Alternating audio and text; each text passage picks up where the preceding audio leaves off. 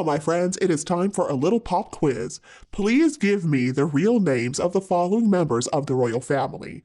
Cabbage is the first one, and then Fred and Gladys and Basher, Wombat, the Valkyrie, Babykin, Spike, Archie, the U-boat commander, and Tungsten. So these people in order would be Queen Elizabeth, King Charles, Queen Camilla, Prince William, Princess Michael of Kent, Catherine, the Princess of Wales, Harry, Prince George, Princess Michael of Kent, and Meghan. Royal nicknames are often pretty bizarre. They're ranging from cute and affectionate stuff, like the way that Prince Philip would lovingly refer to the late Queen as Cabbage, and also some wickedly funny, like Princess Michael, the daughter of an SS officer, being labeled the U-boat commander by Diana, the Princess of Wales. And now we've got a whole new one that we can add to the list. Ladies and gentlemen, I would like to introduce you to the Kardashians. According to the Daily Mail's Richard Eden, none other than Harry and Meghan have been given this very unflattering nickname in royal circles, thanks to, quote, their appetite for accepting awards for themselves, talking about themselves, doing programs about themselves. Whew, quite a burn, huh? And then elsewhere, a friend of William's recently made fun of Meghan and Harry's New York car chase to the Daily Beast Tom Sykes. Talking about the confrontation with the paparazzi, he said, William and Catherine have put up with shit like this in the past. Everyone understands his anger at the photographers, but making hysterical statements doesn't help matters, especially when, as the Queen might have said, recollections may vary. This friend of William's also said, I thought the Sussexes were leaving the royal family for a quieter life. If flashbulbs give Harry flashbacks, I don't understand why he is going to award ceremonies. And so, only a few weeks after Harry ran away from the UK after having to put up with the grey skies of London to see his father being crowned, already it looks like we are entering the phase where people in palace circles are now openly mocking the two of them. Well. What is interesting, though, is that we have gotten to this low point in only 3 years. At one point in time, Harry and Meghan were some of the most influential people on the planet, and now they are just regular stand-up fodder.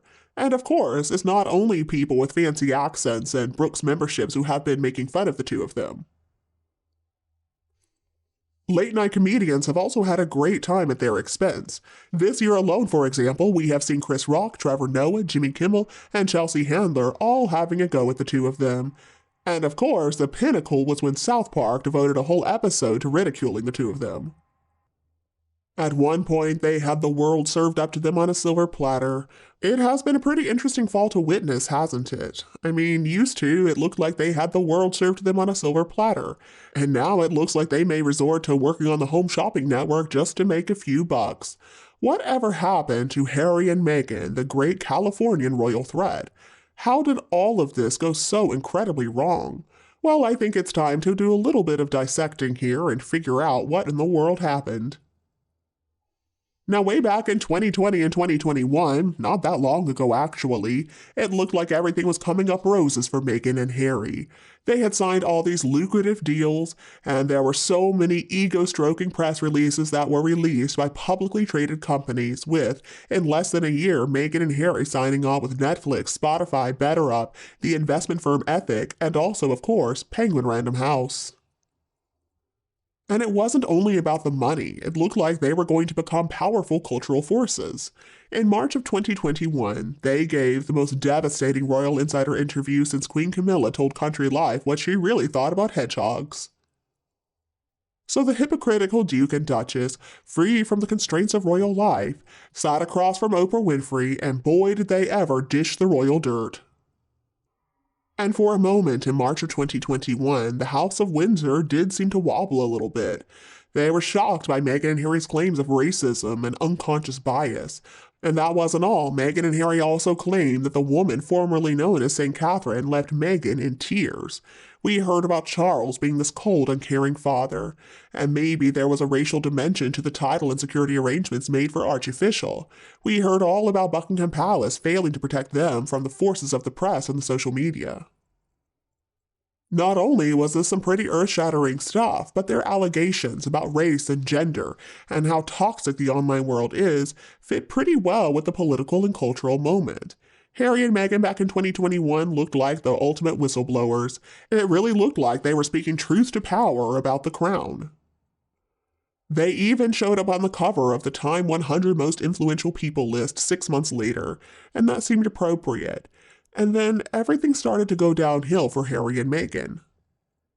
It became obvious that Meghan and Harry were a one-trick pony. And the interesting thing was, they didn't seem to see anything wrong with just doing that same trick over and over again. I mean, they didn't seem to understand that just reciting the same royal failures over and over again was going to get boring. Let's forget the diminishing returns. Meghan and Harry just plugged on, taking them from courageous social justice warriors to plain old victims. And then along the way, many inconsistencies started popping up in their truth, like the fact that they were not actually married 3 days before their real ceremony, and then how could we forget the fact that under the letters patent, Archie never could have been made a prince when he was born. And then when their TV series, or Netflix global event as they tried to call it, hit the screens in December of last year, it was dramatic. It was high gloss, but it was mostly just a bunch of nothingness, them just rehashing their same old grievances. And it didn't help their causes when it turned out that footage and photos from a Harry Potter premiere, a 1938 photo, and a Katie Price court appearance and Michael Cohen going to jail were all put into the docuseries. It's also important that we do not forget the growing discomfort about the fact that Meghan and Harry were earning millions for attacking the firm at the same time that Harry's grandparents were obviously entering the final days of their lives. When Meghan and Harry gave that Oprah Winfrey debacle interview, Prince Philip was in the hospital, and then he passed away only a few weeks later. Last year, the biographer and friend of Camilla, Giles Brandreth, claimed that Her Late Majesty was battling a form of cancer. It is called myeloma, and it's a type of bone marrow cancer. So in the last year of her life, the 96-year-old knew her grandson was not only writing a memoir, but also working on a docu-series, A Royal Rubicon Crossing, if ever there has been one. And another factor in the collapse of the Montecito morons is that they have talked a big talk when it comes to philanthropy. They wrote in their Archewell launch letter, "We invite you to join us as we work to build a better world." But then the foundation has proven to be a very underwhelming outfit that you really can't distinguish from any other Hollywood celebrity charity. And a big part of the reason behind that could be money. Based on tax filings reported by the Daily Mail, Archewell has given out less than $3 million a year between 2020 and 2022, and that sum was spread across helping with humanitarian crisis, female empowerment, mental health, disinformation, and building a better online world, to name only a few of their causes. In comparison, though, in the last UK tax year, for which full details are available, William and Catherine's charity, the Royal Foundation, gave out $31 million. Over the years, Meghan and Harry's devotion to the false idol that is PR has certainly not helped them. A great example for that would have been when they took a photographer along with them to visit Commonwealth war graves, and it did not look incredibly respectful at all. Instead, they just made themselves look self-serving. Or they released photos of them handing out some back-to-school supplies to needy kids in LA. I guess they thought that would do something to help their image, but it didn't at all. In fact, it just made them look like they wanted to use vulnerable families as a marketing prop. And these and other examples too, it seems like their hearts might be in the right place, but then it seems like they're perfectly willing to piggyback on these kinds of well-intentioned outings to try to improve their image. All of which is to say, Meghan and Harry have obviously failed to make themselves into real leaders or even serious people who are respected and listened to. They have become something that royal family members typically never want to be. They have become celebrities. So if we add it all up, image over substance, trading their dignity and privacy for money, airing the family's dirty laundry for the cameras, it becomes pretty clear that Harry and Meghan do have a lot in common with their namesake, the Kardashians. But still, if there is one thing that Meghan and Harry could learn from the momager Kris Jenner, it would be that nothing sells like a second or third or even fourth act. Goodness, I hope that we never get to see the sex tape stage.